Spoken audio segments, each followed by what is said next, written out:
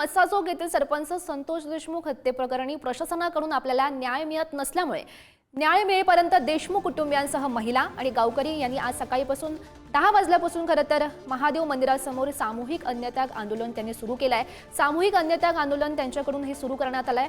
सोबतच निवेदन सुद्धा मुख्यमंत्री, उपमुख्यमंत्री, जिल्हाधिकारी, पोलीस अधीक्षक, तहसीलदार यांना यापूर्वीच देण्यात आलेलं होतं। परंतु सोमवारी रात्री 9 वाजेपर्यंत प्रशासनाकडून गावकऱ्यांच्या मागण्या मान्य करण्यात आल्या नसल्यामुळे त्यांनी हे सामूहिक अन्नत्याग आंदोलन करण्याचा इशारा दिला आणि त्यानंतर हे आंदोलन सुरू झालंय। दादा मनोज दादा येणार आहेत, काल निरोप आलेला आहे। 12 वाजेच्या नंतर ते येतील, सहभाग नोंदवतील। आम्ही त्यांना अन्नत्याग आंदोलनामध्ये सहभागी करून घेणार आहेत, पण त्यांना प्रत्यक्ष आंदोलन करू देणार नाही। त्यांची तब्येत किंवा शरीर त्यांचं साथ देत नाही जास्त, म्हणून जे गावकरी आहेत आणि जे कुटुंबीय आहेत तेच फक्त आंदोलन करणार। तर देशमुख कुटुंबियांच्या नेमक्या मागण्या काय आहेत तेही बघूयात। पीआय महाजन, पीएसआय राजेश पाटील यांना सह आरोपी करा। आरोपी कृष्णा आंधळेला तात्काळ अटक करा। उज्ज्वल निकम यांची तात्काळ नियुक्ती करा। प्रकरण फास्ट ट्रॅक कोर्टामध्ये चालवा। आरोपींना मदत करण्याचे सीडीआर काढा, त्यांना आरोपी करा। वाशी पोलीस ठाण्याचे पीआय रमेश गुले यांना बडतर्फ करून सह आरोपी करा। धनंजय देशमुख यांना अतिरिक्त सुरक्षा पुरवा। आणि या संदर्भात अधिकची माहिती जाणून घेऊयात। आमचे प्रतिनिधी उदय नागरगोजे सध्या आपल्यासोबत आहेत। उदय, आपण सध्या पाहतोय मस्साजोगचे ग्रामस्थ आणि हे देशमुख कुटुंबीय आक्रमक झालेलं आहे। अन्नत्याग आंदोलन त्यांनी सध्या सुरू केल्याचं बघायला मिळत आहे। काय सध्याची परिस्थिती तिथली? मस्साजोग ग्रामस्थांनी आपल्या मागण्याविषयी जे अन्नत्याग आंदोलन म्हणजे जाहीर केलं होतं ते आता सुरू झालंय। आपण पाहू शकतो सध्या आपण मस्साजोग या ठिकाणीच आहोत। या ठिकाणी हे अन्नत्याग आंदोलन सुरू झालं असून यामध्ये देशमुख कुटुंबियांसह गावकरी सहभागी झाले आहेत। संतोष देशमुख यांच्या हत्या प्रकरणात जो सुरुवातीच्या काळात तपास झाला तो तपास कशा पद्धतीने झाला याबाबत चौकशी करावी अशी मागणी केली आहे। आपण पाहू शकतो संतोष देशमुख यांच्या आई असतील, तसेच मुलगी असेल, हे देखील या उपोषणामध्ये सहभागी झालेत, अन्नत्याग आंदोलनामध्ये सहभागी झालेत।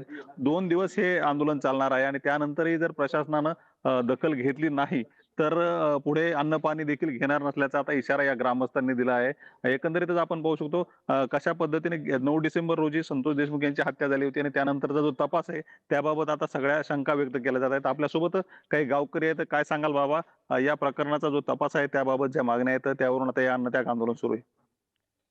आज 77 दिवस झाले संतोष देशमुख हत्याकांडाला आणि तिथून पुढे जे 8 आरोपी अटक झाले। आंधळे हा अद्याप अटक झालेला नाही, कितीही प्रयत्न करून वेगवेगळे आंदोलन केले तरी अजून आंधळे तसंच जागेवर आहे।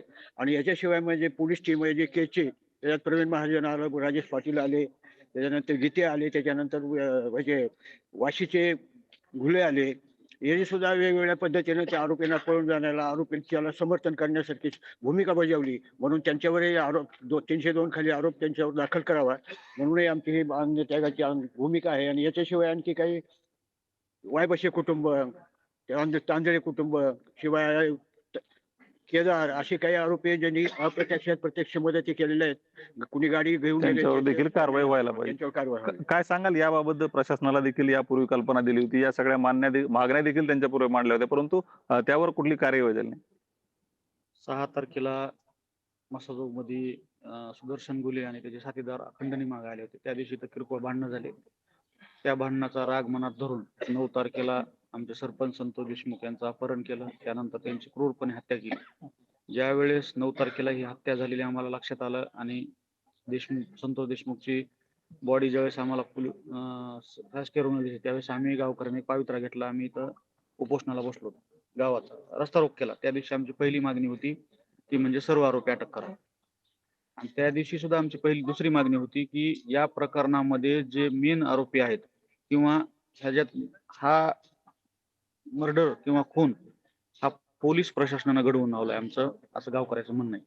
मग त्याच्यामध्ये पोलीस प्रशासनामधले त्या तत्कालीन त्यावेळेचे पीआय जे महाजन साहेब आहेत किंवा पीएसआय राजेश पाटील आहेत, यांना आम्ही त्या दिवशीपासून आमच्या प्रत्येक मागणीमध्ये आम्ही त्यांना बडतर्फ करून त्यांना सह आरोपी करा म्हणून आम्ही मागणी केली।